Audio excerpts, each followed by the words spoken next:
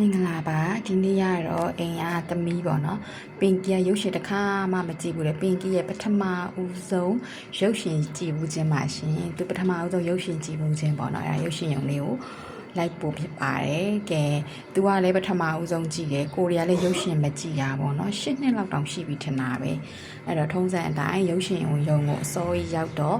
ရုပ်ရှင်မပြခင်မုံအရင်သွားစားကြပါတယ်သွားစားပြီးမှရုပ်ရှင်ရုံကိုပြန်လာကြပါတယ်ကဲလူတွေလည်းအများကြီးရောက်နေပြီကဲရုပ်ရှင်ရုံနဲ့ဝင်လို့ရပြီဆိုတာနဲ့အရင်ဝင်ကြတာပေါ့နော်အစိုးရရောက်သွားပါတယ်ဆရာမကြီးအေးပါပြီအထဲရောက်တော့လေသူ့ကိုလေပထမဦးဆုံးရုပ်ရှင်ကြည့်ရဆိုတော့လေအိပ်ပျော်မယ်မှတ်နေရကိုငယ်ငယ်တုန်းကလို့လေလုံးဝမအိပ်ဘူးနော်လုံးဝသူစိတ်ဝင်စားနေကြည့်တာပထမဦးဆုံးမှာမမျော်လင့်ပဲနေပေါ့နော်ဝင်းမုံရွှေကြီးတို့ကလည်းရောက်ချလာပါတယ်ကဲသူ့ရဲ့ဇာတ်ကားလေးနှုတ်ဝင်တယ်ကိုသွားကြည့်ရဆိုတော့လေကဲဝင်းမုံရွှေရုပ်လည်းအခုမှကိုလည်းမြင်ဘူးတာပါအပြင်မှာသမီးကိုတောင်ပြောတာသမီးလို့မမေတို့ရုပ်ရှင်ကြည့်တာတခါမှမင်းသမီးတွေလာတာနဲ့မတိုးဘူးသေးဘူးလို့အခုသမီးကကန်ကောင်းတာလို့ဘိုင်းမိုင်ပါရှင်ကဲပင်ကီရဲ့ first ပါ